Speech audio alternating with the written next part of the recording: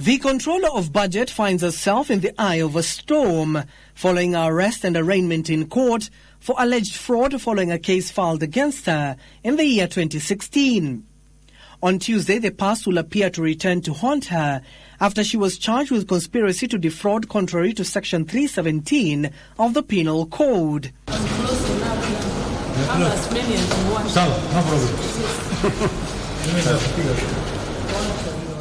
She is accused of falsely defrauding Claudia Mweni Mutungi 29 million Kenya shillings on diverse dates between 1st of November 2019 and the 1st of May 2020 by pretending to operate a genuine investment, namely Feb Sacco. Let them have news. Put it on the front page.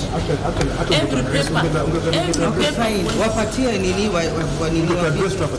Dr. Nyakango was also charged with operating Feb Sacco Society Limited without a valid license from the Sacco Regulatory Authority on diverse dates between the 1st of November 2019 and the 1st of May 2020.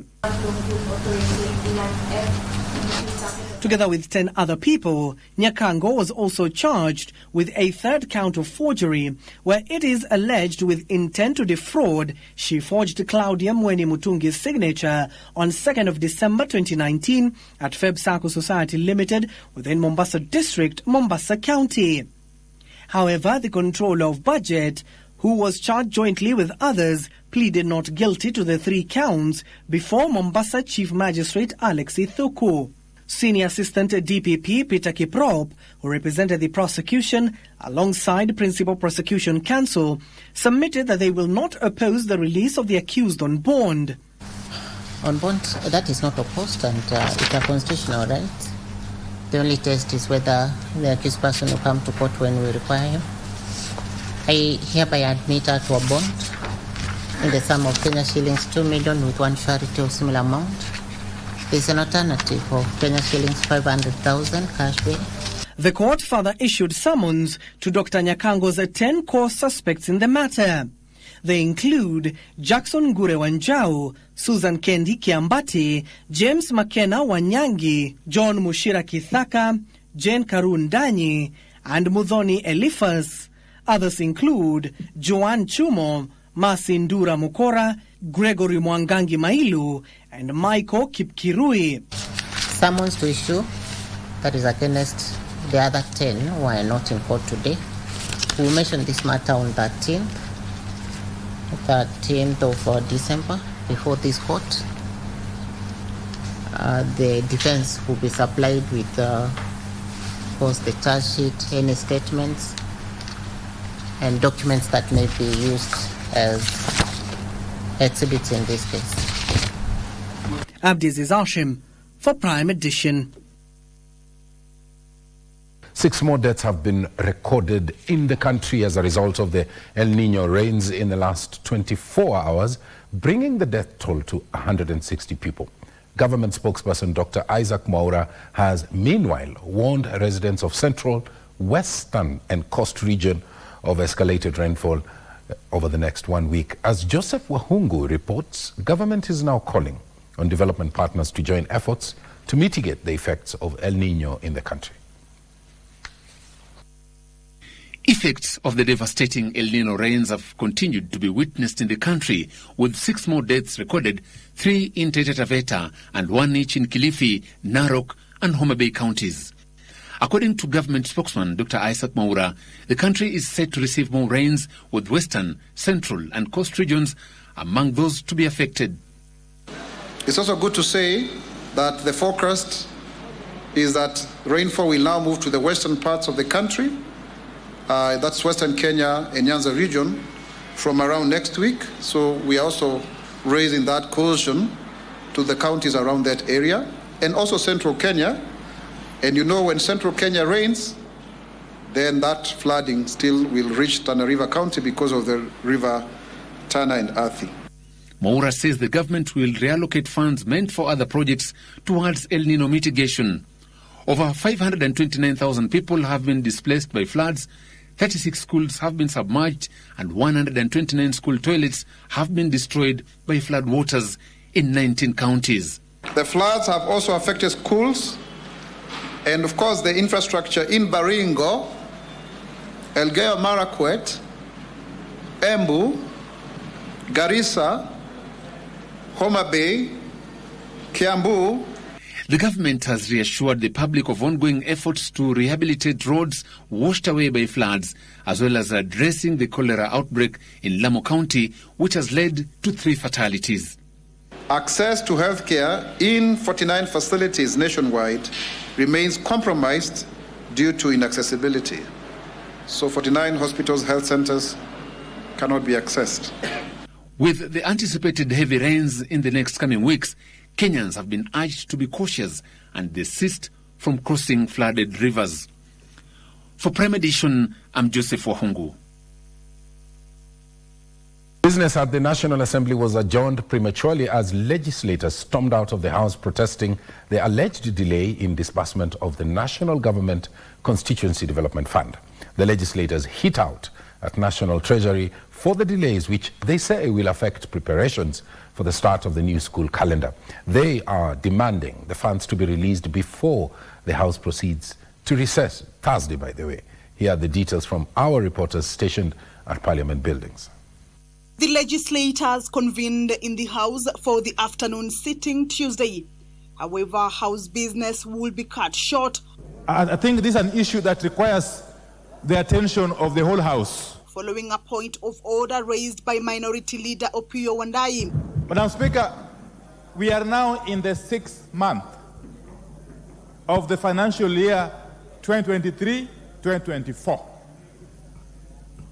As we speak, Madam Speaker, since this House appropriated funds to the NGCDF board for disbursement to respective NGCDF committees, not a single cent has hit the accounts, the bank accounts of the NGCDF committees.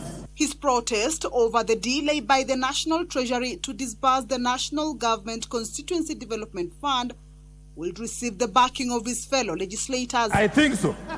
The House would be in order to decline to transact any other business. In sympathy, in expressing its sympathy with the thousands of children of poor Kenyans out there, the children of hustlers, Madam Speaker. It was a rare opportunity as both sides of the political divide appeared to be in solidarity in pushing for the disbursement of the funds. No one knows when we'll have this money disbursed. And Mr. Speaker, this is the 3rd year running where we have to beg for CDF money for our children, Madam Speaker. Madam Speaker, I think this House is losing its teeth. This House is losing its sheen. Legislators argued that they are yet to receive the second tranche of the monies 2 days to the start of the recess, which they say will affect vulnerable families depending on bursaries to start the new school term in January.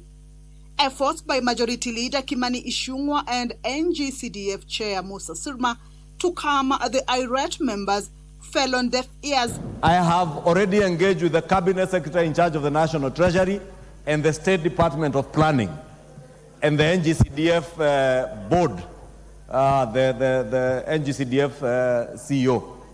They have indicated that they are actually in the process of working on disbursement so that by the time we break,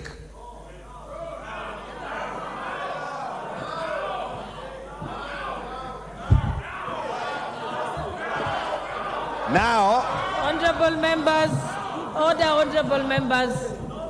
As legislators staged a walkout, effectively denying the House the requisite quorum to proceed with the afternoon sitting, the House Speaker was forced to adjourn the House. Kamche Menza for Prime Edition. Kenyans have been urged to dress down from tomorrow in cultural outfit ahead of the Youth Connect Africa Summit to be held between the 8th to the 12th of this month. Head of Public Service, Felix Koske, said that the casual wear will amplify the spirit of the much anticipated Youth Connect Africa Summit, which Kenya, by the way, plays host. Koske further said that the Continental Youth Meeting is a platform to share ideas on innovation and skill. The summit will bring together over 20,000 delegates from Africa, including heads of state and government. Giverson Maina reports. After you take the selfie, please. State House Chief of Staff and Head of Public Service Felix Kaskei on Tuesday told Kenyans to don casual wear starting Wednesday to amplify the Africa Youth Connect Summit scheduled for December 8th to December 11th at the Kenyatta International Convention Center prior to Jamhuri Day celebrations on 12th. Wear a jersey of your favorite Kenyan or African team, artist or designer. Buy yourself or your children a Kenyan athletics jersey, a rugby team, a Suja t-shirt, their ambassador's uniform, or our Malkia Strikers volleyball team kit.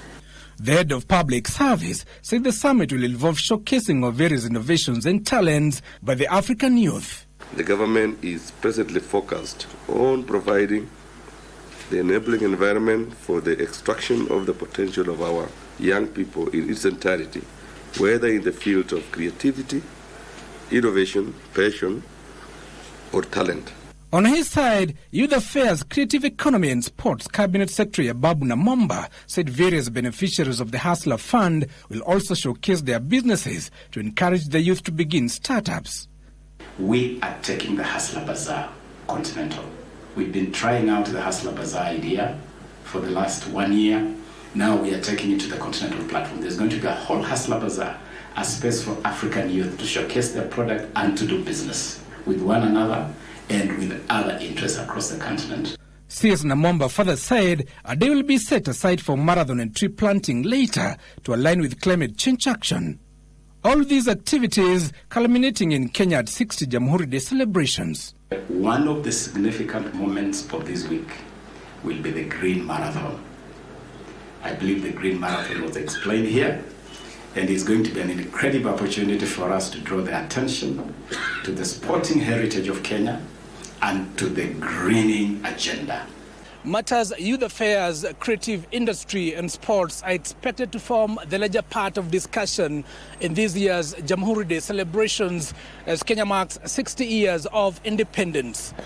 Giverson Maina, Prime Edition, Nairobi. 15 police officers accused of abducting 2 Indian nationals and their taxi driver in 2022 will now spend their Christmas holiday behind bars at Kiambu Remand Prison. This after the Director of Public Prosecutions was given the green light to rearrest the officers who had been out of bond. While issuing the orders, Trial Magistrate Boaz Mboya endorsed the decision of the Kiambu High Court, saying that there was nothing irregular about how their release on bond was suspended, as alleged by Officers' Council. The officers who are drawn from the Directorate of Criminal Investigation, Kenya Wildlife Service and National Intelligence Services will spend their holidays behind bars at the Kiambu Remand Prison after their bond was cancelled. It is my very humble view that I have no jurisdiction to vary the High Court order. I do not agree that the stay order does not apply or does not affect the status of the accused persons who are out on bond. An order for status quo could have, but not this order that I've been served with. As it is, the High Court order affects all the accused persons. The officers had been released on a 3 million shillings bond or 1 million shilling cash bail by Kahawa Locals Magistrate Gideon Kiage after denying the charges of kidnapping and robbery with violence. No matter how aggrieved you feel to be aggrieved in any court order, compliance is a must, and that defends the legal principle, not our application. The defense team, led by Dunstan Omari and Wandugi Karathe, accused the DPP of violating the rights of the accused. Our security depends on the police, and your security depends on the police. The DPP security depends on the police. If we could only be sensitive to these police officers, just sensitive, the plight these young men have faced, as compared to the service they have offered this country. Elsewhere, a Milimani Law Court has acquitted 2 women who were charged with 5 counts of corruption committed in the year 2019. I find that the prosecution has failed to discharge the standard of proof beyond reasonable doubt on all the charges against the accused persons, and I accordingly acquit them under Section 215 of the Criminal Procedure Code. According to the prosecution, Lea Muthoni Wachira and Benedin Jemutai Kurumei jointly committed the offense of soliciting 8,000 shillings from Patrick Gishia, promising to assist him fast-track the processing of his passport. The first accused person, having successfully established that there was a contractual agreement between herself and the complainant, I find that the incident of 17th of July 2019 does not establish that the first accused person received a bribe. The duo could not hide their joy after they were set free by Senior Principal Magistrate Eunice Newtu. Michael Mondiga for Prime Edition. That story by Michael Mondiga brings us to our first break. Remember, later on, at the tail end of this live broadcast, your weekly program, Scorecard, and tonight, the conversation is around the KCPE results and the dynamics therein. We take a short break. We'll be back. Stay with us.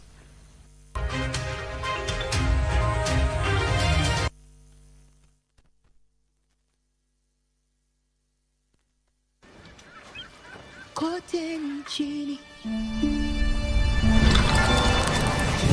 matumaini, tujitahidi, tujivunie, tuendelee.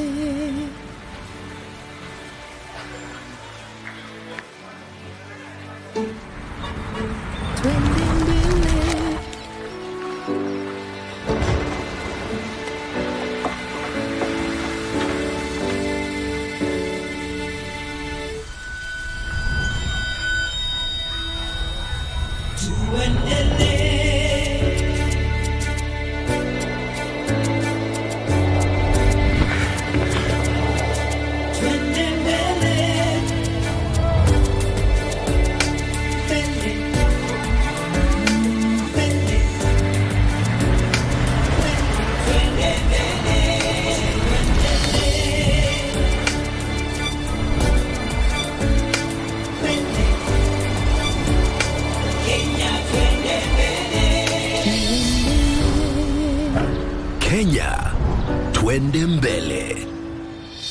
NCBA, go for it. Cheza Loto Moto. School fees ya msichana imemalizwa. Loto Moto. May the Almighty God bless you. Keep on doing the right thing. Cheza Loto Moto. Shinda pesa moto moto.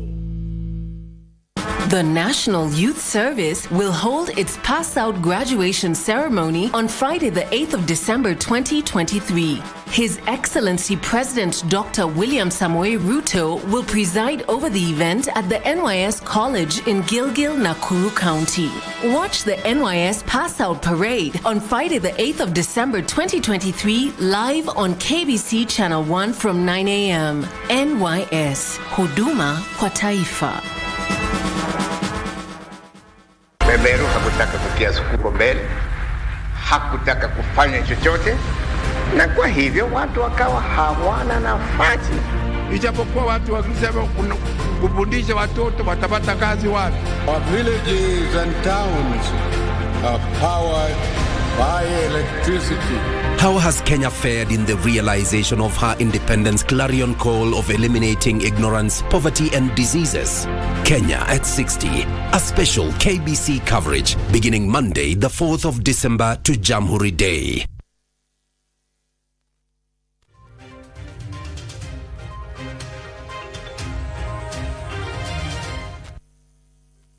Welcome back, our socials at KBC Channel 1. Now, the Nairobi County government is ready to host the second edition of the Nairobi Festival. According to Nairobi County CECM Inclusivity and Customer Service, Dr. Anastasia Nyalita, over 300,000 people are expected to show up during the week-long event that kicks off on the 12th and runs to the 17th of this month, December. Preparations for the Nairobi Festival are in top gear to Uhuru Park, the venue for the event. The organising committee is on the ground to ensure that everything goes according to plan. Nairobi's Inclusivity and Customer Service County Executive Committee member Dr. Anastasia Nyaleta flagged off the Kipaji 47 caravan that will go around the wards in the county scouting for talent. Any talent that you have that we are taking into account so that we can, showcase it during the festival. We have activities also going around in the city. We have the Youth Connect.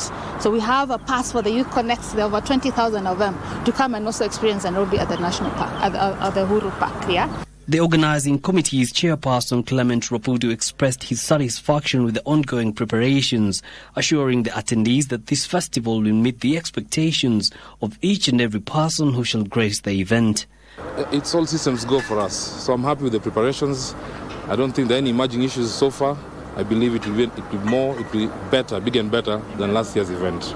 With an estimated 30,000 people attending the second edition of the Nairobi Festival, organisers have assured diversity of Kenya's capital city, its rich creative art and culture is celebrated. There will be a kids zone, food bazaar, hot air balloon experience and various artists showcasing their talents, among others, for the 6 days event. Whether you're, of 80, 70 years, or you're talking about an 80-year-old or a 7-year-old, we'll have something for you. We'll have the kiddie zone, we'll have the esports. You get your chance to come, enter the balloon, and then you can be able to just view the city from a bird's eye view perspective. And tell a friend to come and experience Nairobi, the vibe of the city. With only 1 week left to the much anticipated Nairobi Festival, the organising committee is promising Kenyans nothing short of good times, good vibes and a one-of-a-kind experience. Yusuf Farr reporting for Prime Edition from the Uhuru Park, Nairobi County. Are you aware that Kenya was at one point at par with the countries dubbed the Asian Tigers? That's way back in the 60s and the 70s. Decades later, countries like Singapore and Malaysia have grown economically, surpassing what even the forefathers envisioned for their countries, leaving Kenya stagnated despite gaining independence before them. Our reporter Abdi Aziz draws parallels between Kenya and Singapore in his attempt to answer the question of where did we veer off? The great place we keep talking about, Singapore, they were with us. They were we were all in 1960. We were the same level. Today, Singapore is in the first world. Singapore was a slum like Kibera. All of you know that. You've seen the pictures. Singapore was like Kibera. But they made some difficult decisions. And that is why they are where they are, and we are where we are. In the 21st century, you might have heard these remarks from leaders, economists and dignitaries alike, comparing Kenya to countries like Singapore and Malaysia.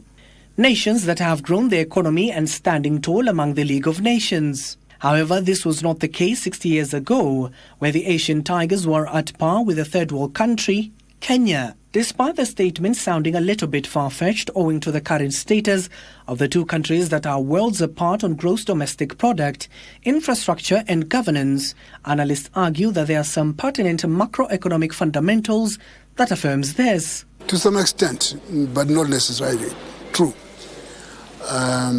There were different colonies, different experiences. There was more mental underdevelopment in Kenya than there was in those places. Just given their environment. So there are some things one can say they are similar, but there are also some differences. And of course, what kind of leadership did they have? Kenya gained its independence in 1963, while Singapore became a sovereign state in 1965. But the question that lingers is why Singapore has been able to develop at a very fast pace while Kenya hasn't. You see, lenders has two types. There is what are called transactional lenders, and there is what is called transformational lenders. Transformational lenders establish policies which outlive them because they are concerned with the next generation. Transactional leaders have policies which benefit them while in office, and they are concerned with the next election. So the Asians, the countries we have mentioned, Malaysia, Singapore, they are the leaders whose focus was to develop their people. I think they were collectively more clear as to what they wanted to do and the obstacles they needed to deal with. And with that clarity, then it's possible to move forward. Kenya started grappling with its future around the time of independence. There was a lot of talk, and it was just talk, about socialism, without really understanding what socialism was. And we have that session of paper number 10 of 1965, which was an attempt to define the objectives. Pundits argue that poverty, illiteracy, health challenges, the style of leadership from the founding fathers, and now the endemic corruption have all contributed to the gap between the two countries. The question is not so much the different GDPs, but different trajectories of growth, the ideologies, the expectations. What did people want? For instance, in 1966, Singapore's GDP was at $1.096 billion, less than Kenya's $1.165 billion. In 1978, when Kenya's founding president Mzee Jomo Kenyatta passed away, Kenya's GDP had risen to $5.3 billion, but Singapore GDP had grown more immensely to $8.06 billion, surpassing that of Kenya. By 1990, when Kwan Yew stepped down as the Prime Minister and Kenya was on the verge of multi-party democracy, Singapore's GDP was at $38.9 billion compared to Kenya's $8.57 billion. Moreover, in 2013, when President Uhuru Kenyatta was taking over the reins of Kenya's leadership, he was managing an economy of only $55.24 billion, while his counterpart in Singapore at the time was managing a whopping $297.9 billion economy. In Singapore and Malaysia, they do have islands here and there, but they did not have serious divisiveness with the country. When they came up, Kenya had very serious divisive issues that needed to be taken care of, and they may not have been taken care of as well as they should have.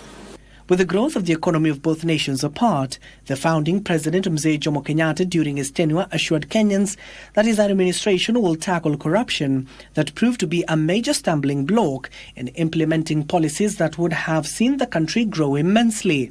And once corruption thrives, economic growth is stagnated. You see, economic growth is pegged on 4 levels only. Food, you don't allow corruption into food sector. You don't allow corruption into education sector.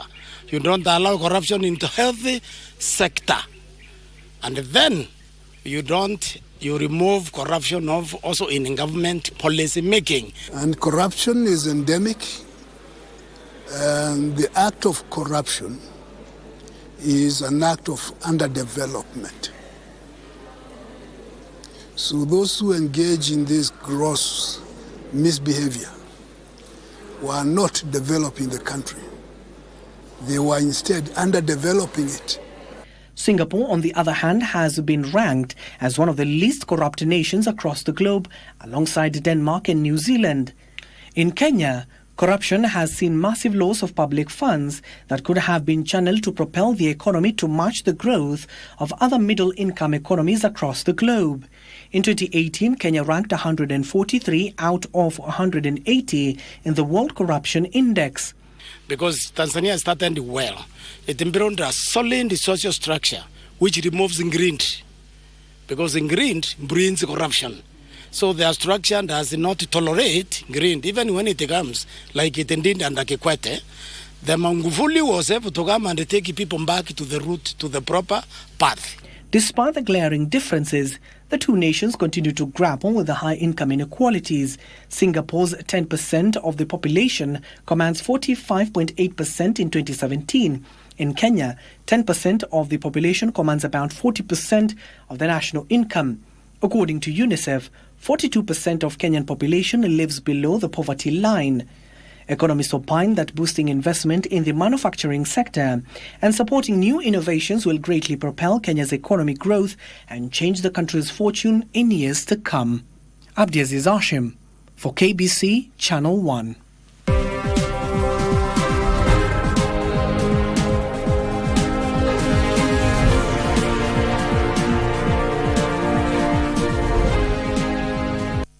Watching Prime Edition, time to get the latest in the world of business. My name is Betty Kiptum. Now, Kenya will continue importing sugar to fill the current deficit due to insufficient sugarcane to crush. Agriculture and Food Authority Chair Cornelia Serem says despite a 3-month ban on cane harvesting mid this year, cane supply has been low, with most millers operating at below 30% of their capacity. In the papers, they say that maybe the government is stopping the mills so that we can import. The truth is, there is no cane to be crushed. Something needs to be done. Do at least 30 to 50% for the next 4 to 5 months. As we are doing the 30 to 40, 50%, that means we'll continue importing 50% of sugar to this country. Every single day, tunataka levy, tunataka APC, the same, nothing else. And it will cost you more to borrow following a decision by central bank policymakers to revise up the benchmark lending rate to an 11-year high of 12.50%, up from 10.50%. Dr. Kamau Thuge, who chairs the Monetary Policy Committee of the Central Bank of Kenya, says the latest decision is expected to address pressure on the shilling as well as anchor inflationary expectations. In addition, Dr. Thuge says pressure on the shilling was exerting upward pressure on prices of goods and services and increasing the public sector external debt.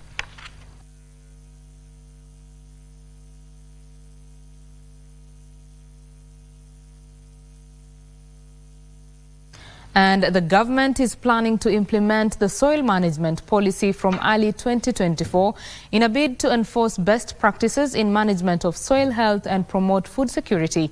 Principal Secretary for Crop Development and Research, Dr. Paul Rono, says the policy will also address fertilizer composition and application, which is one of the main causes of soil degradation. Experts have identified soil acidity as the main cause for poor yields in Nyanza and the western region, one of the country's main food baskets, posing a threat to food security. To tackle soil acidity, the government is hastening the implementation of the soil management policy. As a ministry, going forward, we want to implement that policy so that next year we are able to report on progress on the implementation of the soil policy, which is already in place. We'll come up with various programs and intervention. Part of the interventions includes a phasing out of specific batches of fertilizer that are harmful to soil health. Some of the fertilizers, because we have used over time without giving attention to the impact and the effect of these fertilizers, it has made our soil a little bit acidic, to an extent that in terms of production, it has lowered the production level of most of the crops. Those can be blended so that we can get the right fertilizer for our crops, and then also ensure that the fertilizers we get are good for our soil health. The move will also see farmers adopt climate-smart technologies such as organic farming to improve the soil texture and structure for the soils to hold water for a long period of time. Farmers have relied on the use of chemical or synthetic fertilizer, which do not replenish the soils and in the long run making them unproductive and unprofitable for growers. Yeah, our soils experience a number of challenges. There's a lot of acidity in majority of our soils. As you understand, the majority of the Kenyan land is arid and semi-arid. Close to 80% is non-productive lands. This emerged during the World Soil Day, which aims to raise awareness about the importance of maintaining healthy soils and advocating for sustainable soil management as a paramount earth resource. Alanako, Prime Edition. The African continent will have 3 representatives on the yet-to-be-formed board that will manage the loss and damage fund. The fund, which is critical in financing climate-related losses in the developing countries, has so far received more than $700 million in commitment funding. Majority of the 9 board members will come from the developed countries, who are expected to be the biggest contributors to the fund. O'Brien Kimani has more details from COP28 in Dubai. It's a race against time here at the COP28, as various groups of negotiators burn the midnight oil in a nerve-wracking exercise to try and hammer a COP28 deal. The African continent is represented by the African Group of Negotiators. I caught up with the chairperson of the group, Ephraim Chitima. He's the outgoing chair. I asked him whether we are anywhere close to striking a deal, and this is what he told me. The negotiations are still in the technical phase. From the time that the conference opened on the 30th of November, we have been negotiating on the technical format. Tomorrow, Wednesday, the 6th of December, marks the end of the technical phase of the negotiations, meaning that the 2 subsidiary bodies, the one on implementation and the one on science and technology, will be closing. Generally, things are moving, but in some areas at a slow pace. But you know this process, towards the end, we may pick up steam, and probably as we close tomorrow, we'll be reporting on recommendations and drafted decisions that will have been achieved. We have been very vocal against the World Bank costing this money, but we have been convinced that the fund will not follow the World Bank rules. It will have its own governance, its own bond. Africa will have 3 representatives in the bond, and so that softens our hearts. But the issue which we want concluded, because the Glasgow work program is ending here, we cannot live without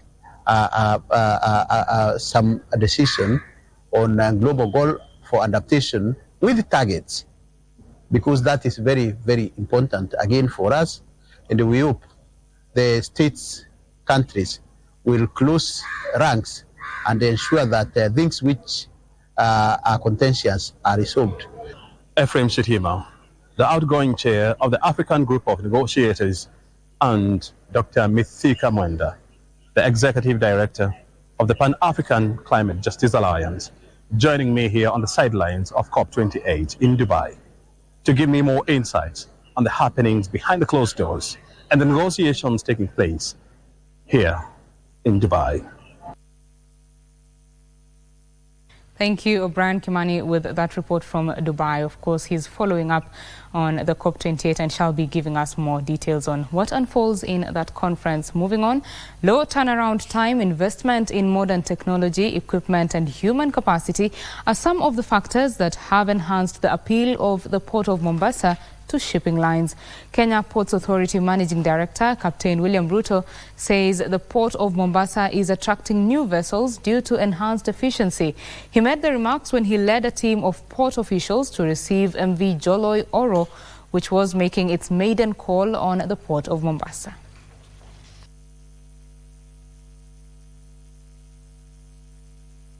Within our region, we are now facing serious congestion because of the Christmas season. We are receiving several imports, and even from what I've shared with you, within the next 12 days we are expecting 25 vessels carrying containers. And we have prepared ourselves as a port to improve our efficiency. And what has also brought that is these new services from shipping lines is our efficiency. Other shipping lines also have also introduced new services. We are accounting a lot on this terminal and this port because it's reducing the port stay and is improving the productivity. So in comparison with other ports, we feel more at home and we feel more comfortable here in Mombasa. Unfortunately, we are not enjoying some performances in other ports, and this is a problem for all the East Africa service. And that's the business news this evening. Of course, sports news is coming up with Karen Kibet. My name is Betty Kiptum. Have yourself a good night. Bye-bye.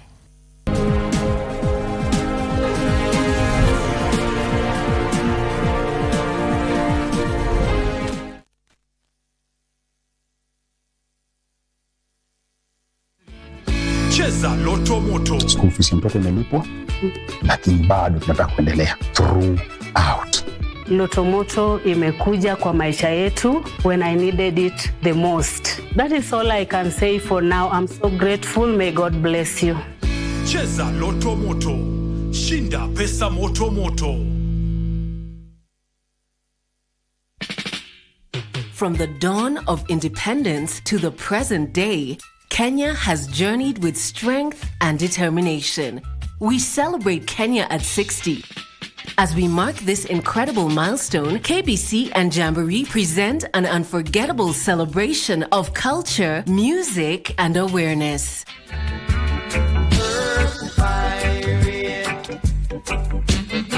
Immerse yourself in a musical journey featuring global sensations like the Mighty Itals and Everton Blender, all the way from Kingston, Jamaica, alongside our incredible homegrown artists.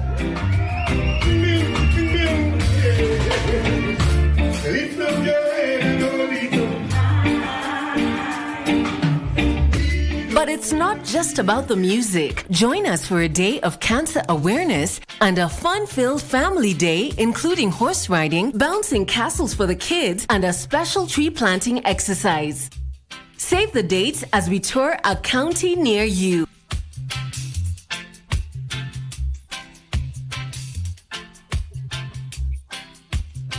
Ticket information is available on our social media handles at Jamboree Festival KE. Join the celebration, feel the rhythm, and make memories that will last a lifetime. Happy birthday, Kenya. The stage is set for a showcase of young talents as Kenya hosts the Sekafa Under-18 Championship from the 25th of November to 8th of December in Kisumu and Kakamega. Kenya, Sudan, Rwanda, Somalia, Zanzibar, South Sudan and Uganda are battling for the title in the two-week tournament. The group phase matches are scheduled 25th of November to 1st of December. Then the semi-finals will be played on 5th of December and the final on 8th of December, all in Kisumu. Catch the matches live on KBC Channel 1, your true sports partner.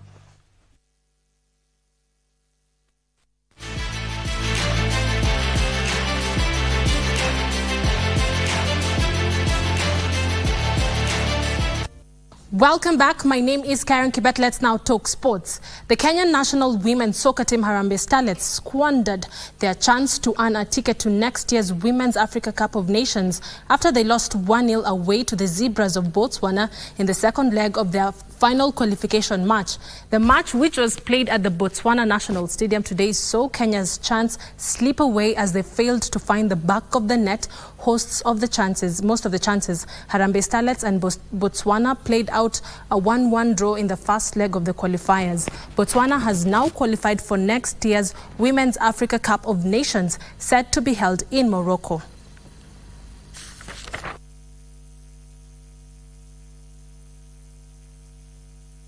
The national under-18 soccer team Junior Stars will face Uganda in the finals of this year's Sekafa under-18 tournament after beating Tanzania 4-3 through penalty shootouts in the semi-final match played today at the Jomo Kenyatta Stadium in Kisumu. Uganda booked a place in the finals after eliminating Rwanda in Kisumu. The finals will be played this Friday in Kisumu. National soccer team Junior Stars will face Uganda this Friday in the finals of the 2023 Sekafa Under-18 soccer tournament after beating Tanzania through penalty shootouts in the semi-final match. Talaki ilikuwa muhimu zaidi, akaweka chini kwa chini, akaandika goli muhimu kabisa. The two teams had played to a barren draw in the regulation time and extra time. Junior Stars qualified for the semi-finals after winning all their Group A matches against Sudan, Rwanda and Somali, while Tanzania qualified for the semi-final game through fair play after tying with Zanzibar in Pool B matches. In other semi-final match, Uganda defeated Rwanda 1-0.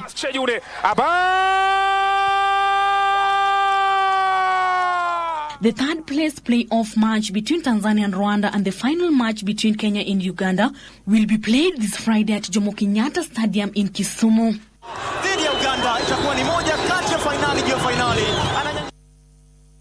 Homa Bay County men's team defeated Kericho County 2-0 in their second match in the ongoing Talanta Hela Under-19 tournament at the Jamhuri grounds. In another match, Kisumu ladies thrashed Samburu 9-0 at the same venue. This Omondi scored the opener for Homa Bay in the 45th minute before Bernardo Tieno netted the second goal in the 88th minute.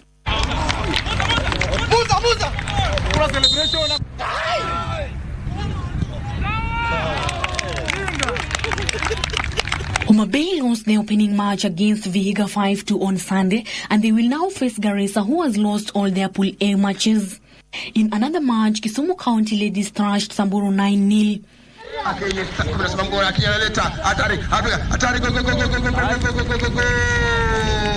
Kisumu ladies, who outshined host Nairobi County 8-0 in the opening match, will now meet Nyeri tomorrow in their last match in Pool C.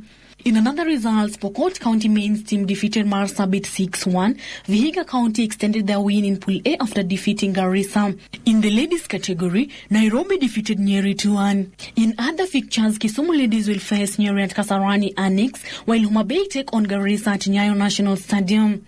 The tournament will end on 12th December during the Jamhuri Day celebration, with the winners walking away with 5 million shillings. For Prime Edition, I'm Sila Onyango.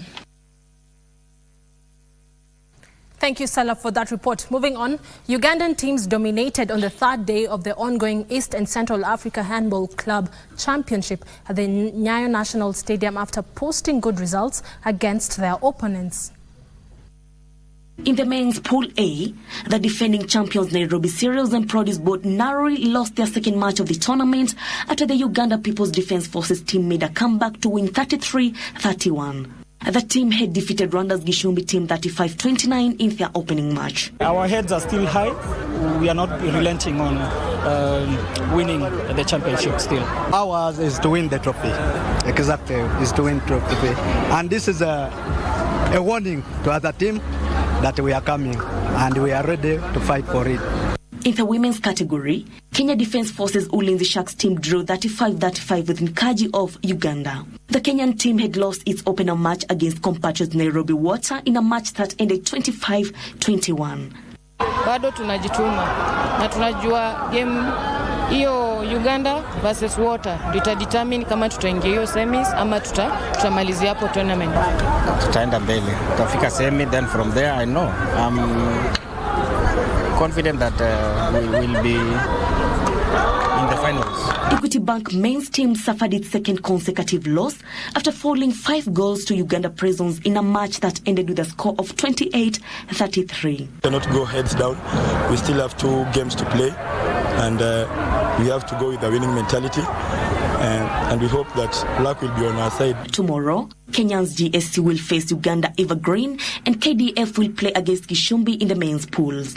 In the women's matches, defending champions Nairobi Water will meet Uganda's Nkaji, with compatriots National Cereals and Produce Board battling for a win against South Sudan's Juba City. The men's defending champions National Cereals and Produce Board team is going all out in the East and Central Region Handball Championship and relentlessly wants to remain the title holders once the tournament culminates on Saturday here at the Nyayo National Stadium. Nora Mwangi for Prime Edition. Thank you, Nora, for that detailed report. Moving on, Tennis Kenya, Current Country Club has partnered with the International Tennis Federation to host 2 Women's World Tennis Tour W25 events at the Current Country Club and Nairobi Club from the 8th through to the 23rd of this month. The event will start with the qualifiers at Current Country Club on the 10th of this month, and the main draw will be at the same venue on the 11th. It's a very exciting 2 weeks. And really, I'm also hoping because I have that bias, I'm Kenyan, that Angie will make a break. For the women, this is the most highly competitive event that we have ever held, and it's very exciting for Tennis Kenya to be able to host this event.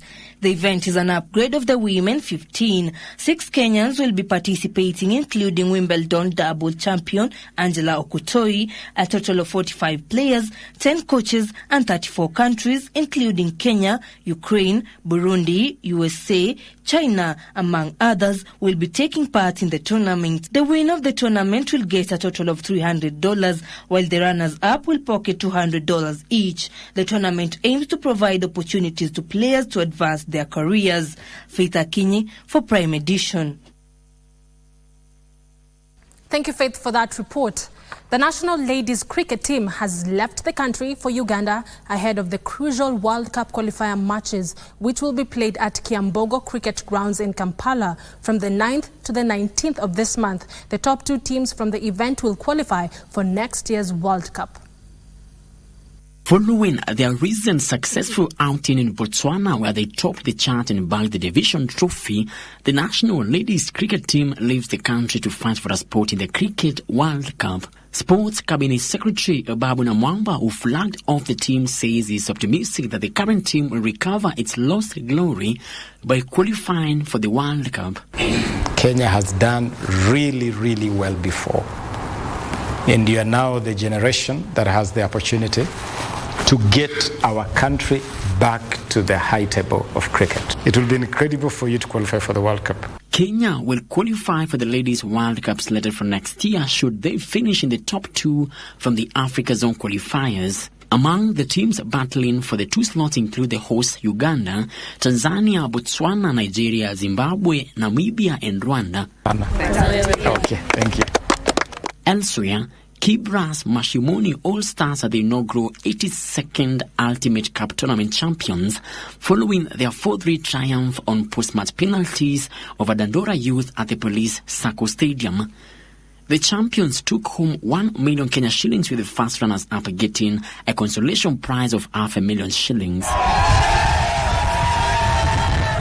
Finally, Inua AI, a Kenyan-based company, and the D&RM Foundation have partnered to launch a football tournament aimed at cultivating and nurturing football talents at the grassroots and help the youth in Kalala, Bungoma County understand the digital space through sporting activities. Hauwezi fanya kitu peke yako, lakini mkiwa pamoja, mmeshirikiana, mkifanya vitu kama hivi, inaoleta pamoja na mnaleta mawazo pamoja na mnaweza kufanya jambo kubwa. Unajua wale ambao washakuwa tayari tunajua, lakini tunaanzia hawa wa chini, ndiposa tunapokundua talanta zao naanza kuguza ile talanta kuanzia chini. Hadi saa hii wakati wa hii Disemba tunakuwa kwa vituko vingine, lakini games zimetushika, tuko sawa. Okay,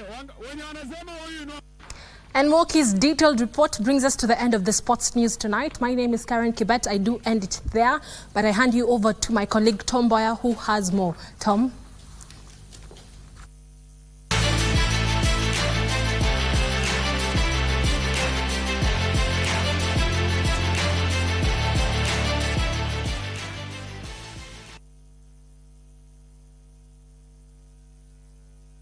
Many thanks, Karen Kibet. Of course, Scorecard is coming up. Mari Yambo is on set with a panel, and the topic of discussion tonight is around the KCP results 2023. Remember, NEC had addressed 133 cases that had errors, so we expect that is going to form part of that conversation. That's coming up shortly. But before we let you go, military drills are a crucial ingredient that are incorporated by all armed forces in training around the world. Retired Warrant Officer 1 Desterio Mbaka was one of the soldiers tasked with taking recruits through this crucial exercise on top of his clerical duties.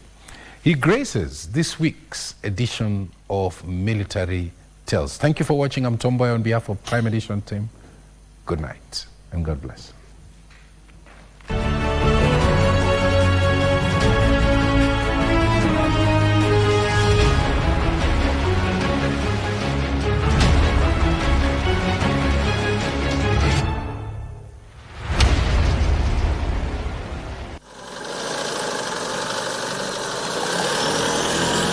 We arrive at Kambandi in Chuka, Tharaka Nithi County, and we are welcomed by one military veteran, Testerio Willis Mbaka, who served the Kenya Air Force wing of the Kenya Defence Forces for 34 years. Retired Warrant Officer 1 Testerio Mbaka began his early education when he joined Chera Primary School and Kambandi Secondary School, both in Chuka, before joining the Kenya Air Force on 15th November 1970. Personally, I was not forced by anybody to join. When I was in school, I was saying I want to join the military. Nairobi Barracks is where we did our training, the 6 months. Upon completion of the training, which was very rigorous and new training, we were picked, we joined our units, which was one unit, Kenya Air Force history.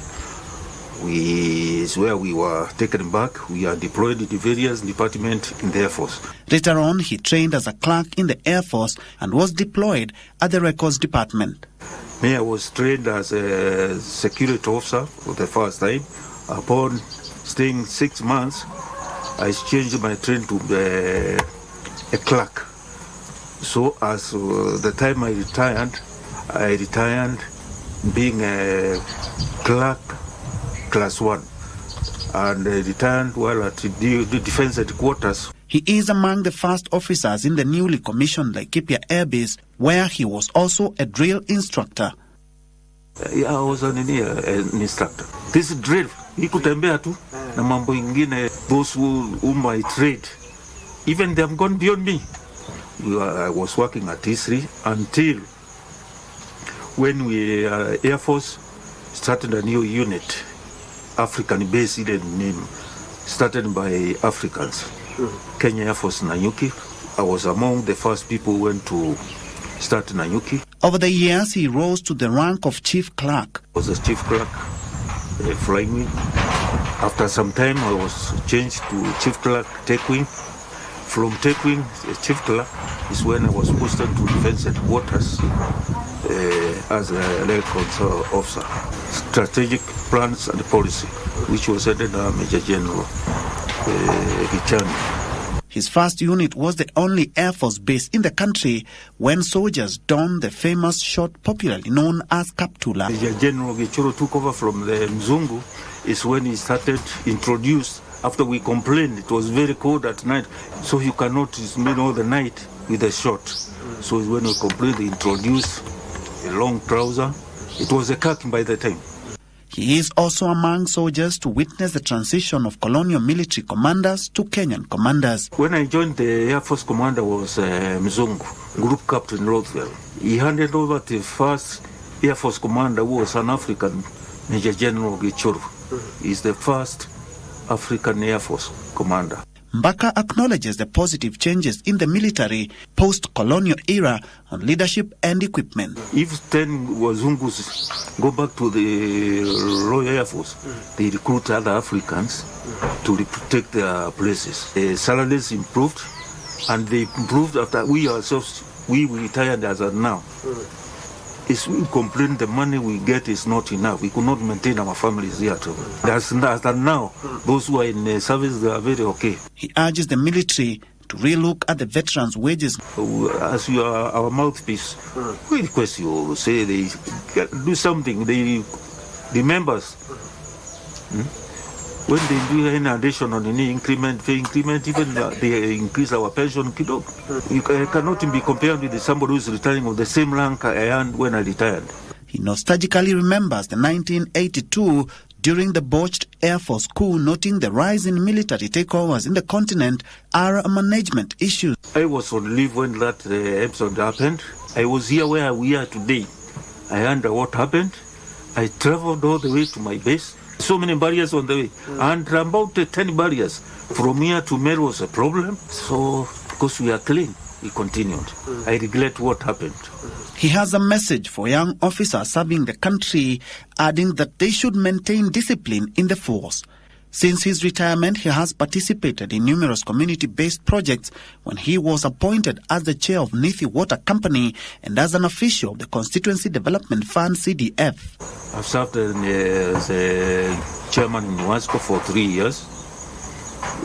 I so they have ring a line from the town to a distance of